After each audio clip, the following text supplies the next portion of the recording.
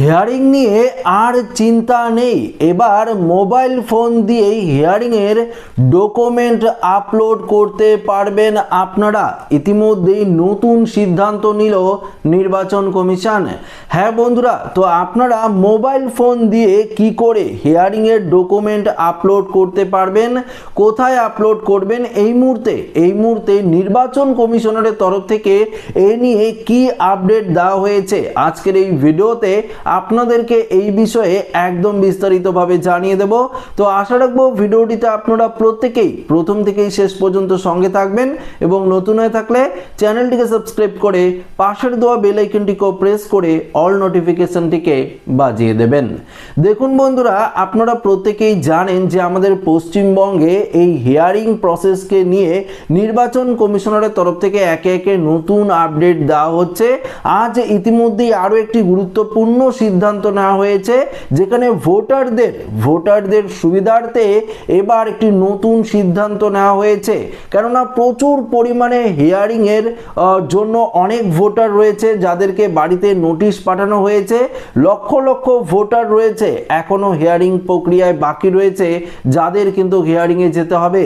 তাই নির্বাচন কমিশনারের তরফ থেকে একটি অভিনব উদ্যোগ নেওয়া হয়েছে যাতে ভোটাররাই নিজেদের ডকুমেন্টস আপলোড করতে পারে।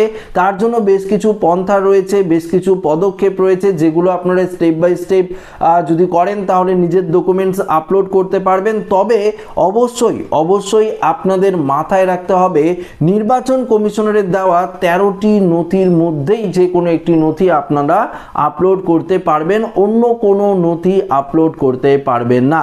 তো এই বিষয়ে কমিশনারের তরফ থেকে কি প্রতিবেদন দেওয়া হয়েছে আপনাদেরকে এই বিষয়ে একদম সরাসরি জানিয়ে দেব।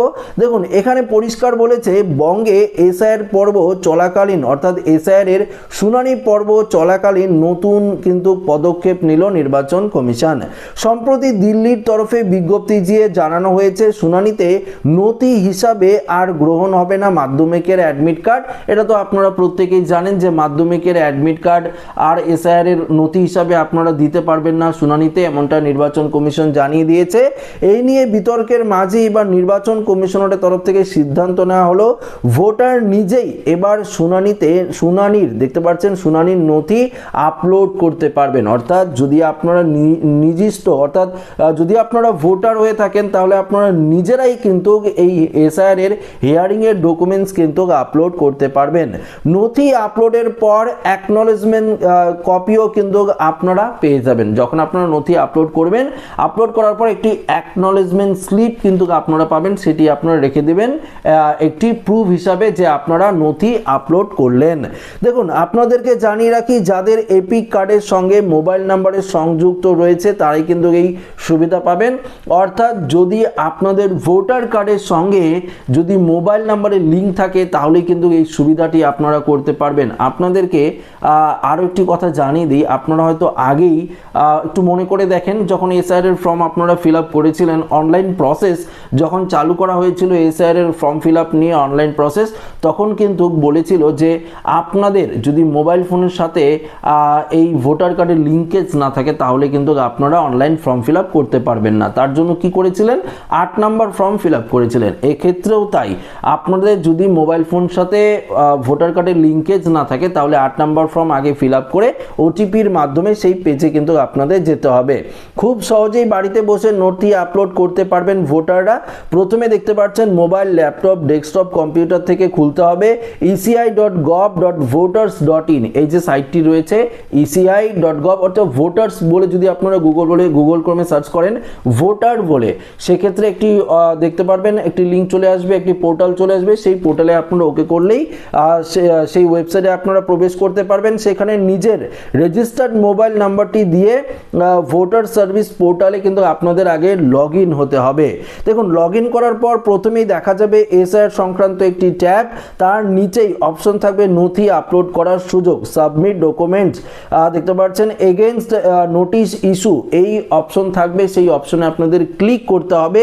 ক্লিক করার পর ইপিক নাম্বার বা তার যে নোটিশ ইস্যু হয়েছে তার রেফারেন্স নাম্বার বাড়িতে অর্থাৎ আপনাদের দিতে হবে। যদি আপনার বাড়িতে কোনো নোটিশ পাঠানো হয় তার নোটিশ একটি রেফারেন্স নাম্বার পাবেন, সেই রেফারেন্স নাম্বারটাও যদি আপনারা দেন, পাশাপাশি যদি রেফারেন্স নাম্বার না দেন দেন, আপনারা যদি ইপিক কার্ডের নাম্বার দেন সেক্ষেত্রেও কিন্তু আপনাদের যে অপশন কিন্তু খুলে যাবে এবং সেই অপশনগুলোর পরেই আপনারা দেখতে পারবেন যে নথি আপলোড করার কিন্তু অপশন দিয়ে দেবে, সেখানে কিন্তু সিলেক্টেড করে আপনারা নথি আপলোড করতে পারবেন।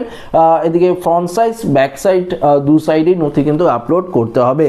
তবে নির্বাচন কমিশনারের উল্লেখিত 13টি নথির মধ্যে যে কোনো একটি নথি কিন্তু আপলোড করতে পারবেন, অন্য কোনো নথি কিন্তু আপনারা অ্যাড করতে পারবেন না, এটা কিন্তু পরিষ্কার জানিয়ে দিয়েছে নির্বাচন কমিশন।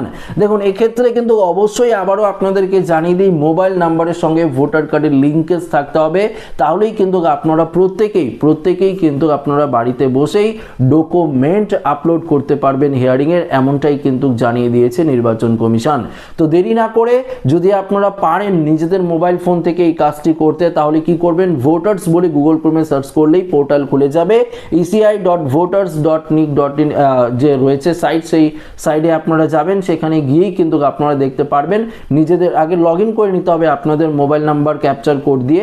আমি এই নিয়ে ভিডিও দিয়েছি, আমাদের চ্যানেলে রয়েছে ভিডিও, আপনারা যদি যান তাহলে দেখতে পারবেন যে নোটিশ আপনার নামে নোটিশ জারি হয়েছে কিনা, কিভাবে আপনারা চেক করবেন, তো সেই নিয়ে ভিডিও রয়েছে, আপনারা যদি দেখেন সেটিতে পরিষ্কার বুঝতে পারবেন। এই প্রসেসের মাধ্যমে আপনারা কিন্তু ডকুমেন্ট আপলোড করতে পারবেন হিয়ারিংয়ের, এমনটাই জানিয়ে দিয়েছে নির্বাচন কমিশন।